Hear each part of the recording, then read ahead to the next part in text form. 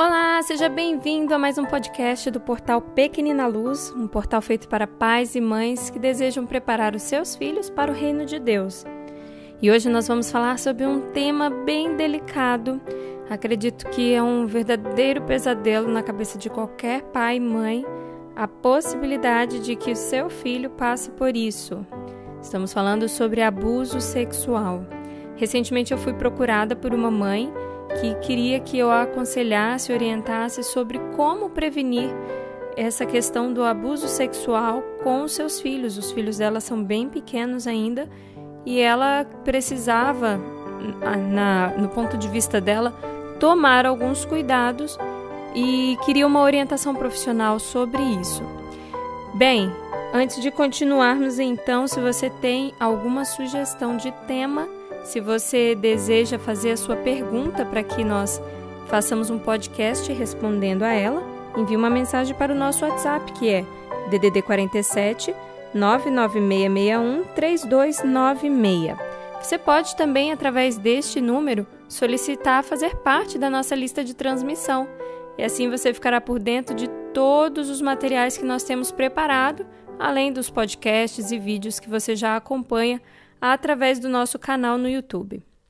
Bem, vamos então voltar ao tema. Como prevenir? Eu achei interessantíssimo a necessidade, a questão que essa mãe me trouxe, pensando no passado, na história de vida dela, e parei para pensar assim, como isso é pouco falado, né? Para nós que somos pais e mães de crianças pequenas.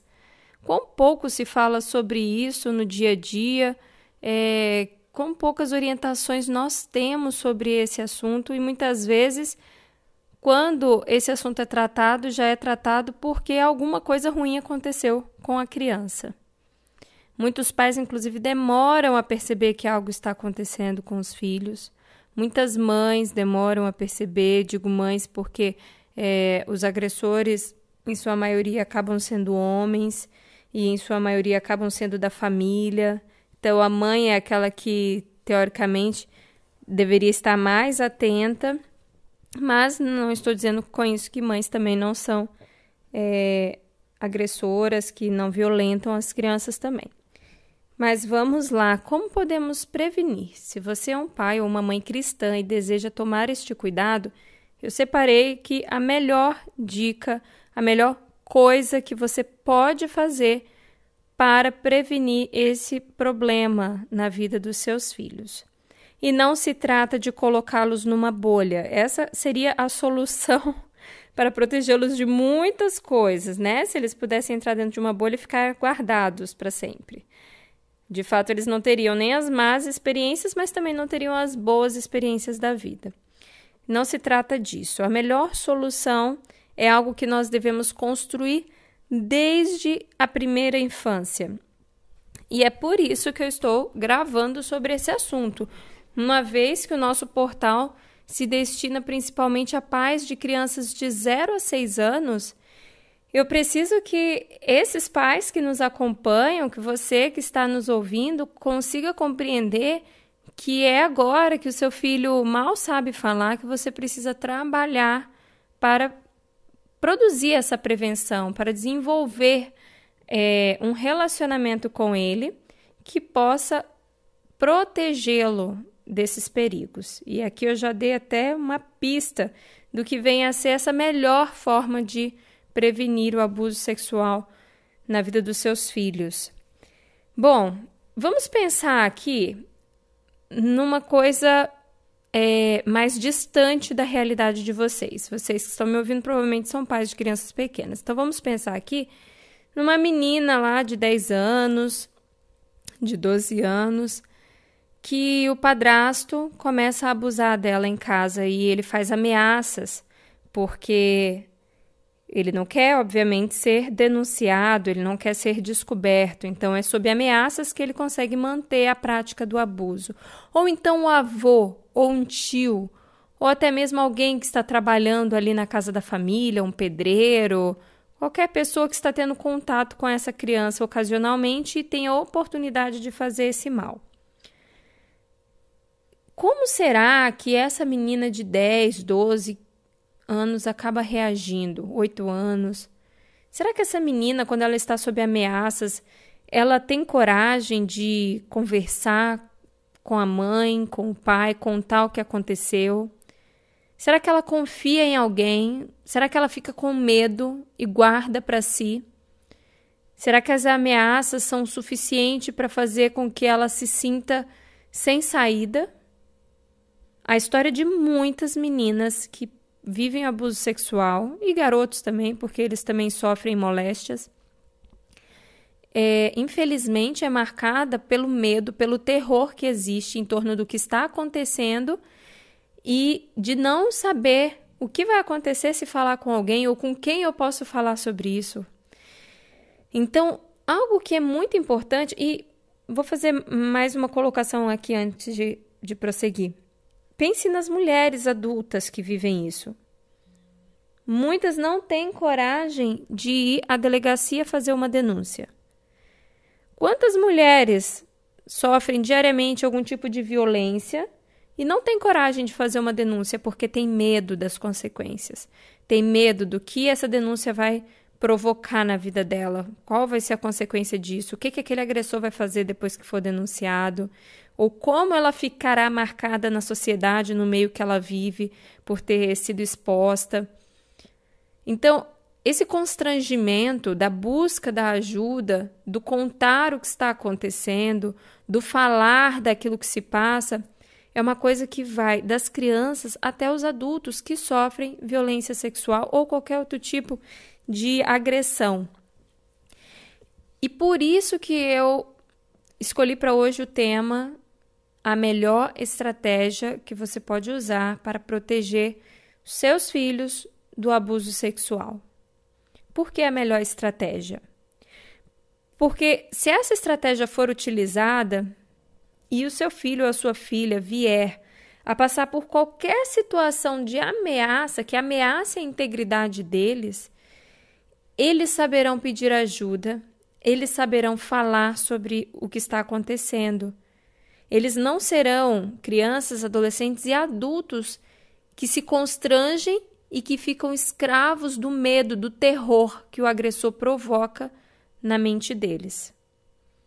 Por isso, essa é a melhor estratégia. Além disso, é também a melhor estratégia porque é a estratégia que permite aos pais poderem conversar com os filhos ainda pequenos e falar abertamente sobre assuntos como esse, que são assuntos difíceis de abordar com uma criança.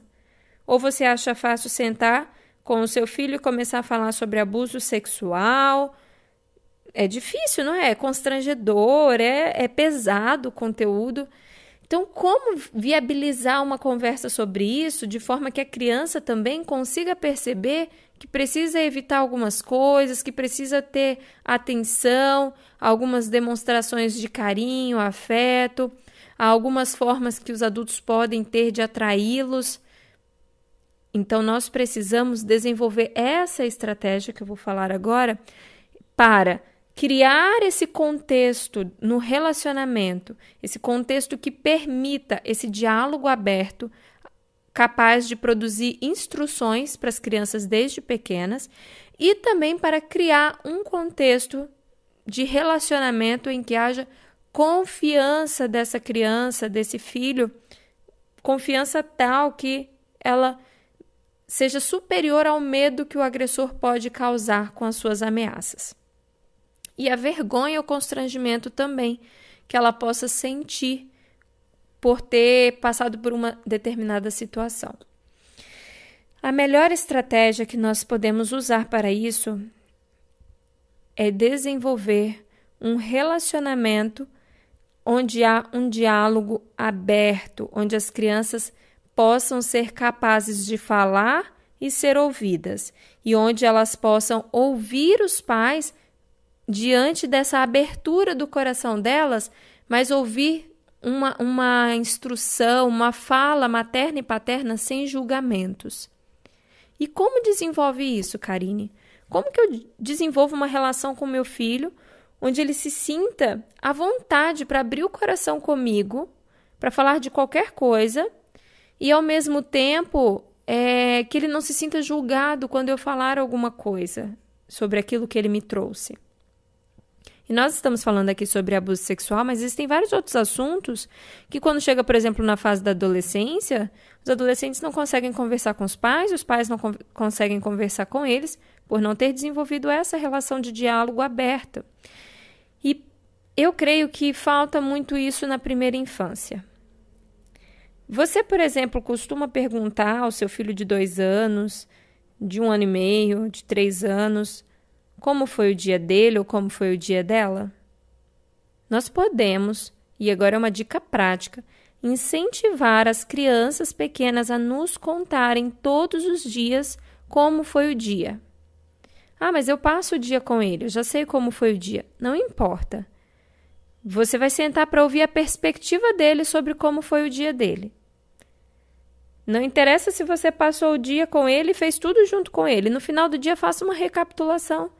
Filho, conta para a mamãe, como foi o dia para você hoje? O que você gostou? O que você não gostou? Onde você foi? Faça perguntas, peça que a criança relate, ela vai relatar da forma dela. E dessa maneira, você vai aprender a forma da criança de se comunicar e vai conseguir criar o hábito de ouvir do seu filho como foi o dia dele. Esse hábito ele deve ser mantido depois ao longo da vida.